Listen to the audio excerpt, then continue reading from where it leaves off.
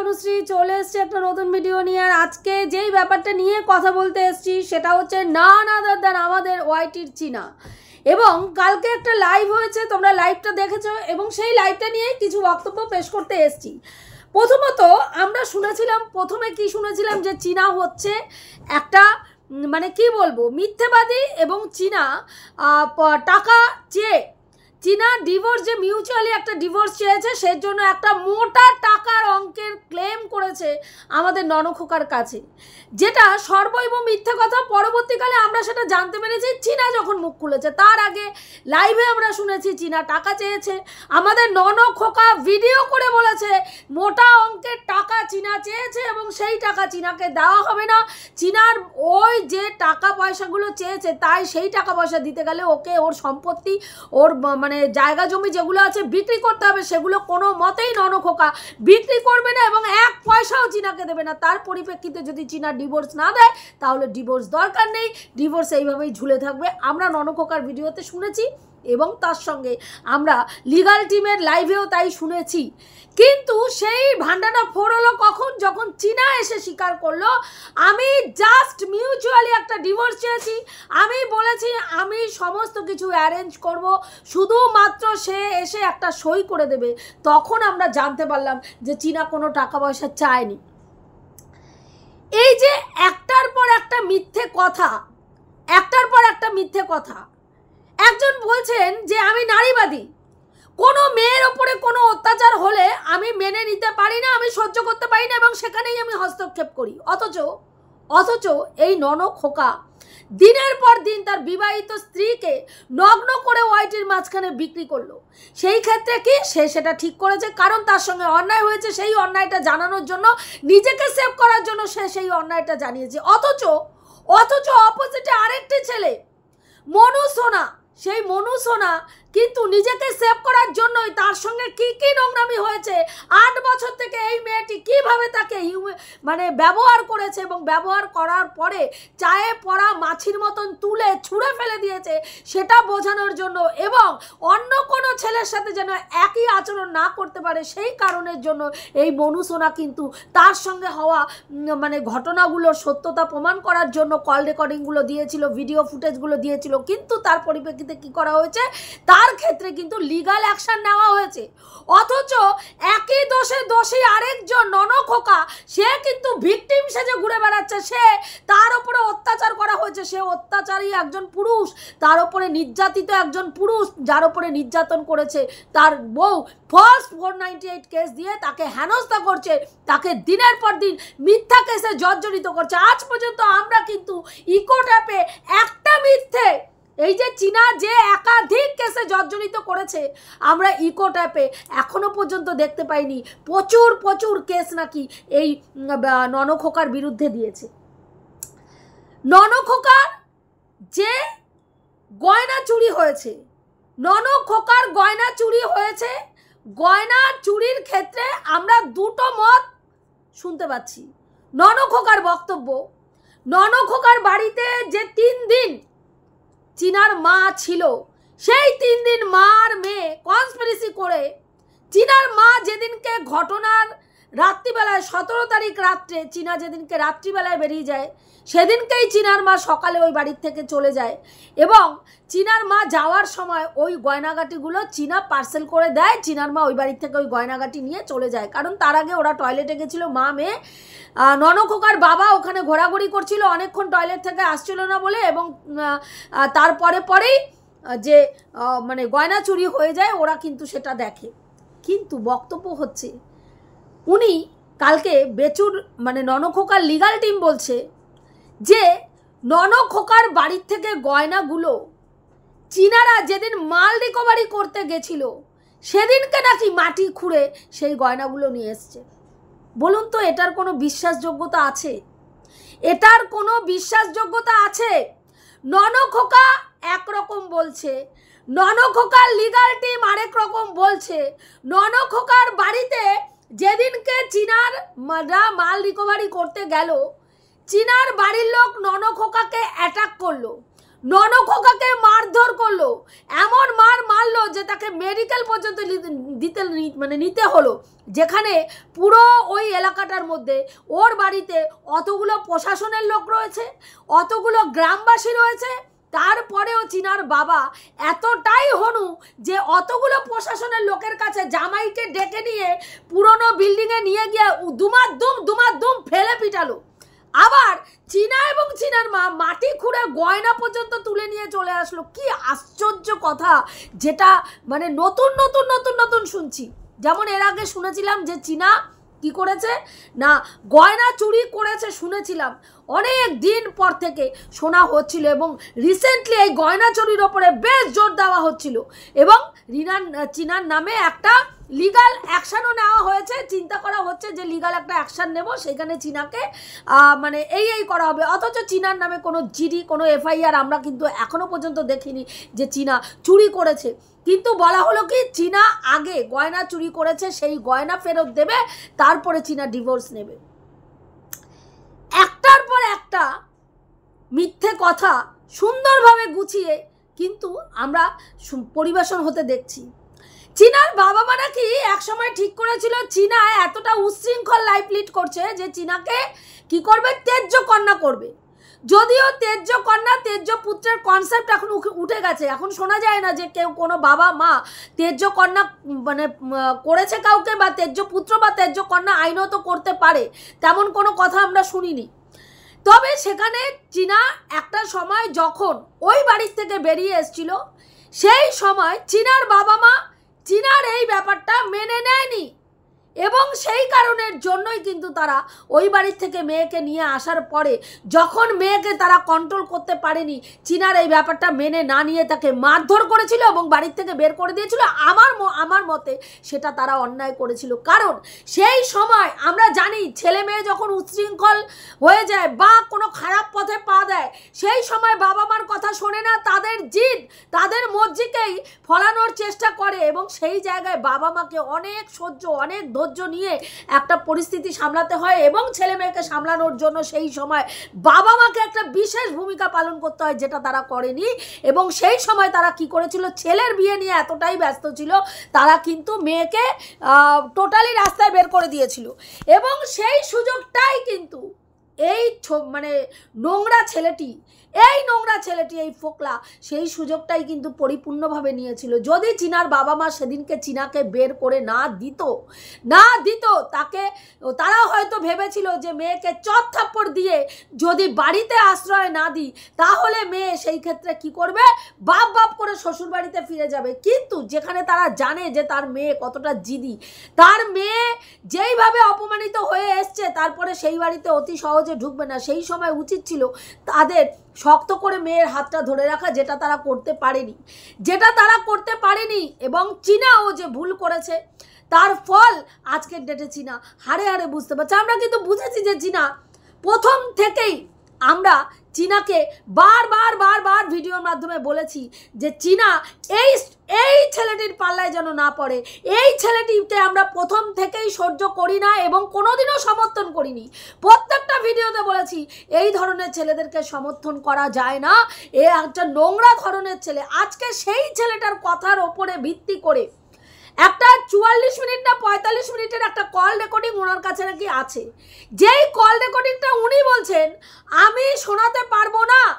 সেখানে আবার এই ফোকলা গেছিল কালকের লাইভে, সেখানে সে বলছে আপনি কল রেকর্ডিংটা আনকাট ভাবে শোনান, মানে পুরোটা কাট না করে আপনি একেবারে আনকাট করে আমার কথাগুলো শোনান। কিন্তু সেখানে উনি বলছেন যে এটা একটা লিগাল ম্যাটার, আমি এটা করতে পারবো না, আমি কল রেকর্ডিং শোনাতে পারবো না। অথচ ওনারই লাইভ থেকে আমরা সেবক দাদার দিনের পর দিন কল রেকর্ডিং শুনেছি, যেই কল রেকর্ডিংগুলো ওআইটিতে মানে সেবক দাদা কারোর সঙ্গে পার্সোনালি কথা বলেছে, সেই কল রেকর্ডিংগুলো আমরা দিনের পর দিন শুনেছি। অথচ আজকে উনি বলছেন ফোকলার কল রেকর্ডিং শোনানো যাবে না। আর ফোকলার কল রেকর্ডিং, ওইদিকে ফোকলা বলছে আনকাট করে আপনি আমার কল রেকর্ডিংগুলো শোনান, না হলে আমাকে পারমিশন দিন, আমি আমার চ্যানেল থেকে সেই কল রেকর্ডিংগুলো শোনাবো। সেই ক্ষেত্রে উনি কি বলছেন, যারা এই পর্যন্ত আমার কল রেকর্ডিং শুনিয়েছে তারাই কেস খেয়েছে।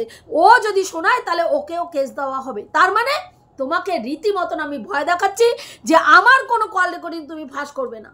আমি ফাঁস করব, আমি বলবো, কিন্তু তুমি এই কাজটা করলেই তোমাকে আমি ওই একই অপরাধে, আমি অপরাধী হলেও আমার অপরাধটা কোনো অপরাধ না, কিন্তু তুমি যখনই সেটা করবে তখনই কিন্তু তোমার হাতে আমি হাতকড়া পরিয়ে তোমাকে একটা কেস দিয়ে একদম তোমাকে নাস্তানাবুদ করার চেষ্টা করব।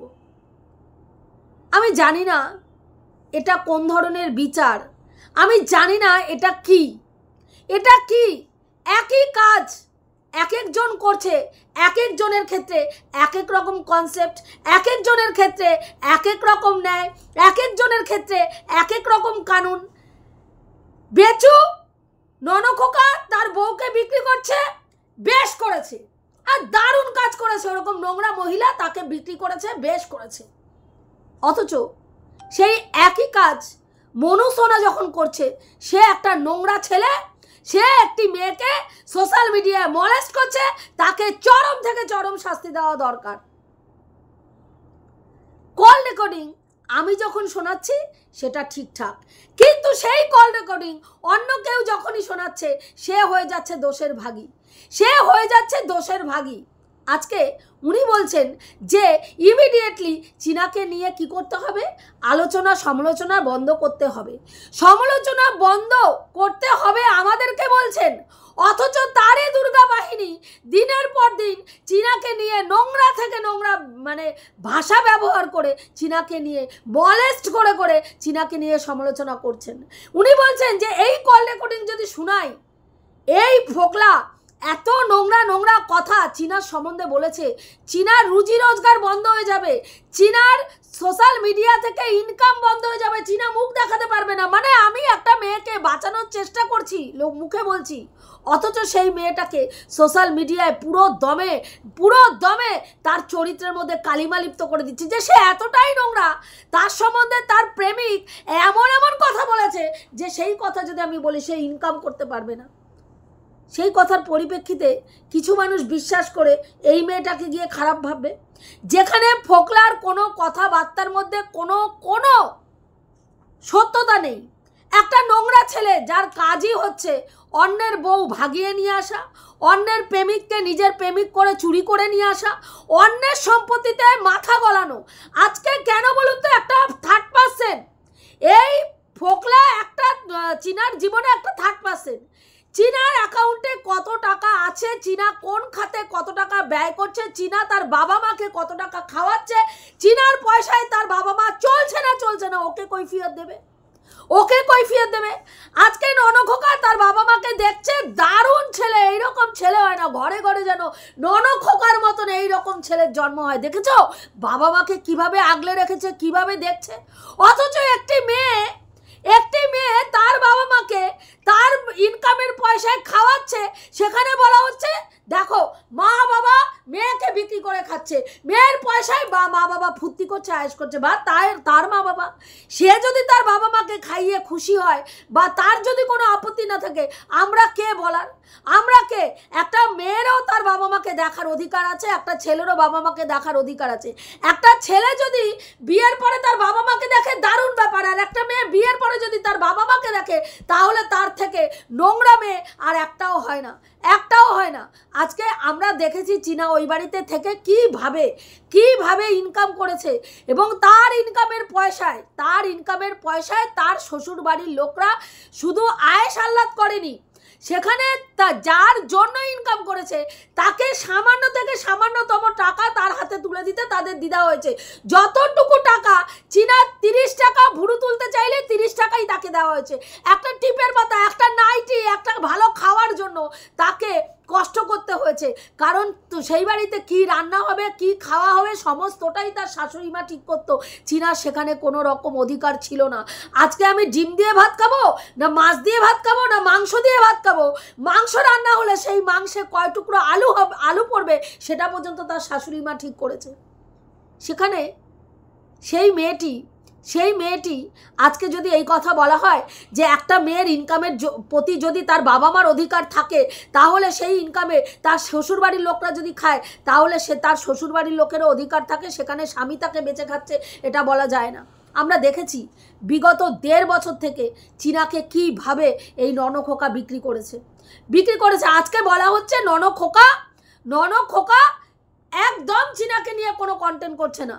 অথচ রিসেন্ট আপনারা দেখুন, রিসেন্ট এই যে গয়না দো ডিভোর্স লো যেই ভিডিওটা হলো, সেই ভিডিওটার মধ্যে আমরা কি দেখতে পারলাম? ননখোকা চীনাকে নিয়ে ব্যঙ্গাত্মক স্বরে হাস্য কৌতুক করে একটা ভিডিও করলো এবং সেখানে তার বক্তব্য কি ধামাকাদার ভিডিও আসতে চলেছে।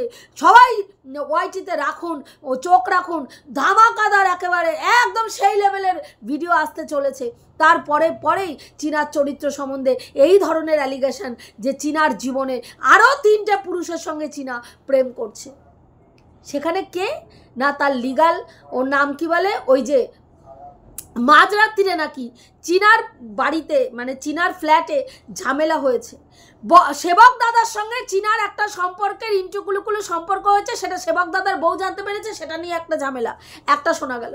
দ্বিতীয়টা কি না, এই যে চীনা যে জিমে ভর্তি হয়েছে, আচ্ছা তোমরা বলো তো ভিউয়ার্স, যে কতদিন চীনা জিমে ভর্তি হয়েছে, কয়দিন আমাদের দেখিয়েছে চীনা জিমে গেছে, এই কয়দিনের মধ্যে 3-3টে ছেলেকে চীনা পটিয়ে ফেলেছে। ভাবা যায়। এবং ওই জিম ট্রেনার যে রয়েছে একটা বাচ্চা ছেলে, তাকে নাকি চীনা ফাঁসিয়েছে। আচ্ছা একটা জিম ট্রেনার হতে গেলে তার বয়সটা কত মিনিমাম আইডিয়া করে বলো তো যে কতটা থাকা উচিত? কারণ আমরা জানি 18 বছরের নিচে কেউ জিম করতে পারে না। তাহলে 18 বছরের ঊর্ধ্বে যখন একটা ছেলে জিম করে, সে যখন জিম ট্রেনার হয়, তাহলে তাকে সেই জায়গায় দাঁড়িয়ে কিছু এক্সপিরিয়েন্স গ্যাদার না করে সে জিম ট্রেনার হতে পারে না। সেই জিম ট্রেনারটা হওয়ার জন্য মিনিমাম তার 21-22 বছর একটা বয়স লাগে। তার মানে সেখানে আমরা বাচ্চা ছেলে বলতে পারি কি না, বলতে পারি যে সেম এজ হতে পারে, চীনার সাথে ওই ছেলেটি সেম এজ হতে পারে। যেটা এই যে ফর্কো নামে যে উঠে এসছে, ফর্কো নামে যেই ছেলেটির নাম উঠে এসছে, সেই ছেলেটিকে চীনা ইনস্টাতে তার ফটোতে লাইক করেছে। এই লাইকটা দেখে ধরে নেওয়া গেল যে চীনার সঙ্গে এই ছেলেটার একটা নুনটুগুলুগুলো সম্পর্ক আছে। ভাবা যায়। হ্যাঁ, একটা ছেলে বলছে যে এই চীনা নাকি বিবাহিত স্ত্রী, তার বিবাহিত স্ত্রী হিসেবে তার বাড়িতে তার ফ্যামিলি মেম্বারদের কাছে পরিচিতি লাভ করতে, যেটা ভীষণ হাস্যকর। একটা বিবাহিত মহিলা আরেকজনের বিবাহিত স্ত্রী হিসেবে কখনো পরিচিতি পেতে পারে? বলুন তো, পেতে পারে? চীনা যেখানে ডিভোর্স হয়নি, এখনো পর্যন্ত সে একজনের লিগাল স্ত্রী, তারপরে সেই মেয়েটা অন্য একজনের পুরুষের স্ত্রী হয়ে অন্য কোথাও পরিচিতি লাভ করতে পারে না? পরিচয় তাকে দেওয়া যায়। আর যদিও পরিচয় দেয়, সেটা কি কোনো লিগাল পরিচয়, না জাস্ট একটা বিয়ে খেলার একটা ছেলে খেলার পরিচয়? সেটা একটু বলুন তো। হ্যাঁ, সেখানে এই ল্যাটা নাকি বলেছে যে চীনা নাকি তার বাড়িতে মানে কি বলবো, বিবাহিত বউয়ের মানে আর কি পরিচয় থাকতো এবং পরিচয় পেত, এবং তার আত্মীয় স্বজনের কাছে ওর বিবাহিত স্ত্রী হিসাবেই সবাই তাকে জানতো। এবং সেই জন্য ওর অ্যাকাউন্টে কত টাকা থাকবে, কোন খাতে চীনা কত টাকা ব্যয় করবে, চীনা কিভাবে কি করবে, সমস্তটাই ও চীনাকে পরিচালনা করত, ও চীনাকে ঠিক করে দিত। এবং চীনা যত দিন পর্যন্ত ওর মতন চলতে পেরেছে ততদিন সমস্যা হয়নি। যখনই চীনার মতন চলতে শুরু করেছে এবং চীনা যখনই মনে করেছে যে না, আমি আমার অ্যাকাউন্টে কত টাকা আছে, কত টাকা আমি কোন খাতে ব্যয় করব, আমার বাবা মাকে আমি টাকা দেব না সেটা একান্তই আমার ব্যক্তিগত ব্যাপার, তখন থেকেই ঝামেলার সূত্রপাত শুরু হয়েছে। কারণ এই ছেলেটা ভেবেছিল চীনা একটা সোনার ডিম পাড়া হাঁস, চীনাকে নিয়ে আসবো, চীনাকে নিজের মতো নিজের গ্রিপে রাখবো এবং চীনার সমস্ত টাকা আমি নিজে খরচা করব, কোন খাতে কত টাকা ব্যয় হবে আমি ঠিক করব, চীনা কার জন্য কত টাকা কি করবে সেটা আমি ঠিক করব।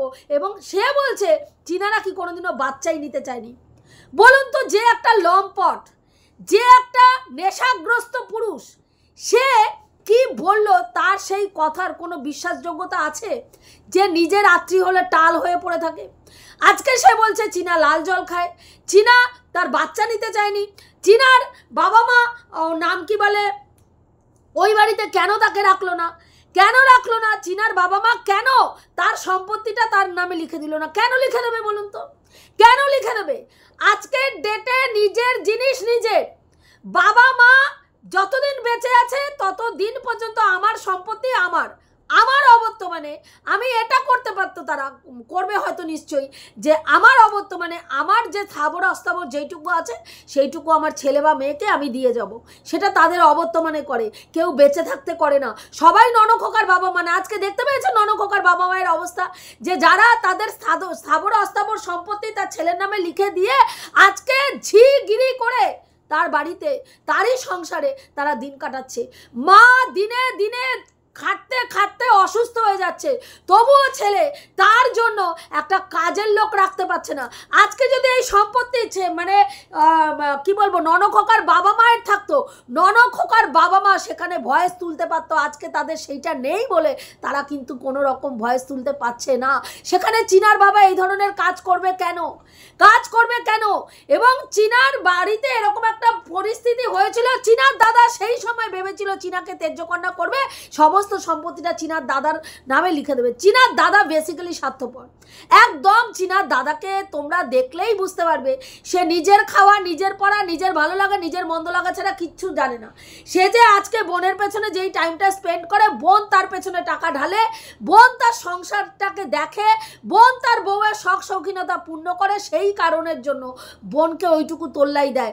আজকে যদি চীনা ওইটুকু তোল্লাই না দিত তাহলে চীনাকে চীনার সঙ্গে খারাপ আরও আচরণ ওর দাদা করতো।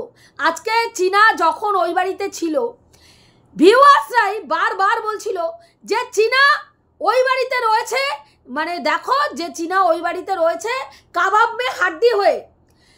বৌদি এবং দাদার জীবনে নতুন বিয়ে করেছে এই মেয়েটি, কাবাব মে হাড্ডি রয়েছে, তাদেরকে মানে ভালোভাবে সংসার করতে দিচ্ছে না, তাদেরকে মানে স্বামী স্ত্রীকে একসঙ্গে মিলতে দিচ্ছে না। সব জায়গায় চীনা উপস্থিত।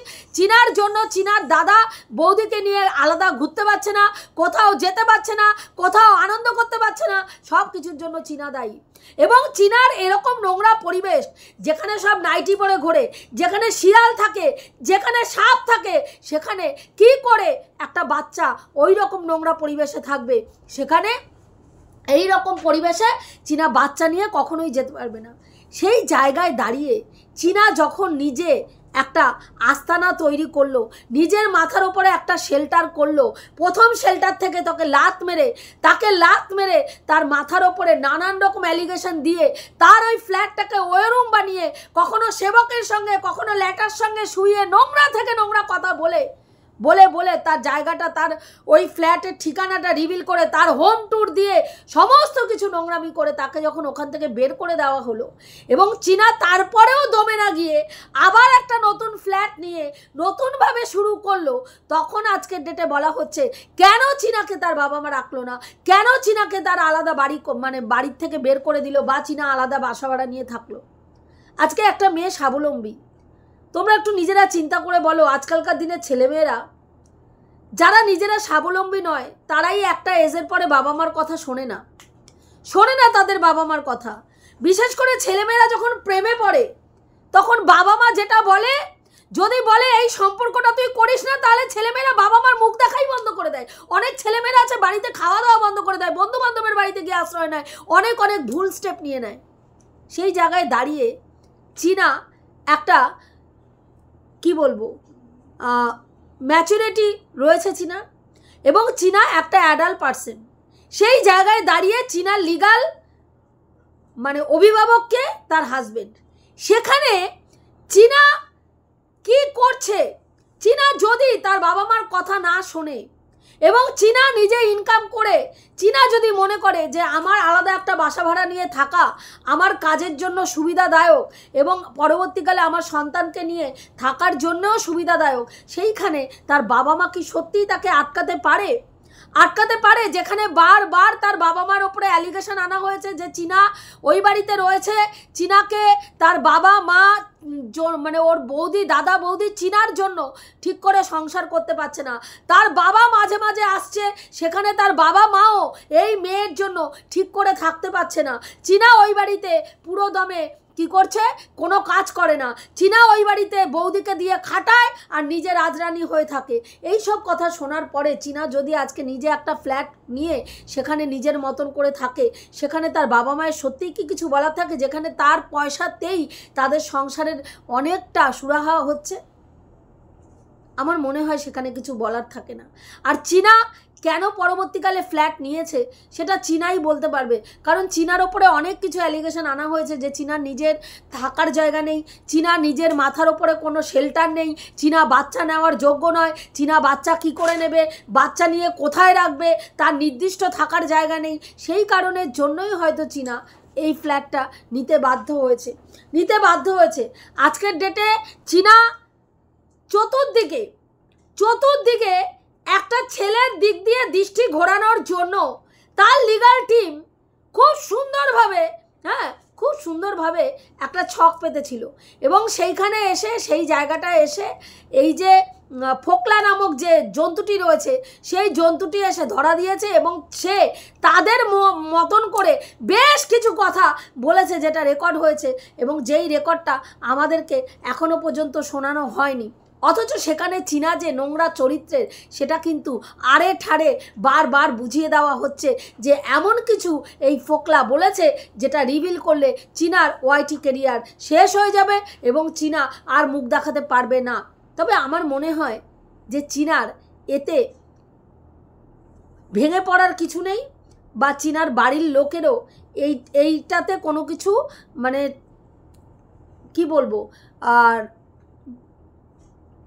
এইটার ওপরে জোর দেওয়ার কিছু আছে। কারণ চীনাকে যারা জানে, চীনাকে যারা চেনে, তারা বুঝতে পারছে চীনা কোন পরিস্থিতিতে কিভাবে এই বেপথে গেছিল। আমরা কিন্তু বারবার প্রথম থেকেই বলেছি এই ছেলেটাকে একটা নোংরা টাইপের ছেলে, যেই ছেলেটি চীনার কাছে এসছিলই তার সুবিধা ভোগ করার জন্য, চীনাকে ব্যবহার করার জন্য, এর বাইরে আর কিচ্ছু ছিল না। কারণ এ হচ্ছে বেসিক্যালি ধান্দাবাজ। নিজে কোনো কাজ করব না, অন্যের পয়সায় খাবো, অন্যের পয়সায় আয়েশ করব, মাস্তি করব, আরাম করব, এটা হচ্ছে এর জীবন। এবং সেই জীবনে যখন বাধাপ্রাপ্ত হয়েছে, চীনা টাকা পয়সা দেওয়া বন্ধ করে দিয়েছে, তখনই চীনা সম্বন্ধে নানান রকম নোংরা অ্যালিগেশন দেওয়া শুরু করেছে। এবং সেইখানে সে কিন্তু একটা ভিডিও করে বলেওছে যে আমি যা করেছি রিভেঞ্জফুল মেন্টালিটি থেকে করেছি, কারণ আমার মনের মধ্যে একটা রিভেঞ্জ উৎপন্ন হয়েছিল যে একে আমি যখন ব্যবহার করতে পারছি না, আমি যখন একে আমার করতে পারছি না, তখন একে আর কারোই আমি হতে দেব না। এই ধরনের মেন্টালিটি থেকেই কিন্তু এই নোংরা কাজগুলো করেছে।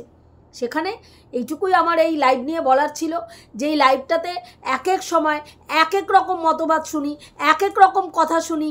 কখনো ননখোকা একরকম বলে, তার লিগাল টিম আরেক রকম বলে, ননখোকা একটা বলে, লিগাল টিম আরেকটা সমর্থন করে, মানে পুরো জিনিসটাই ঘেটে ঘ হয়ে যায়। মানে একটা লাইভের কথার সঙ্গে আরেকটা লাইভের কোনো কথার মিল আমি অন্তত খুঁজে পাই না।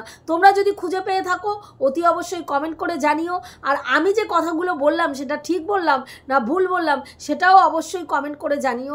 রাখছি, দেখা হবে নেক্সট ভিডিওতে। প্রত্যেকে ভালো থেকো, তনুশ্রীদির পাশে থেকো।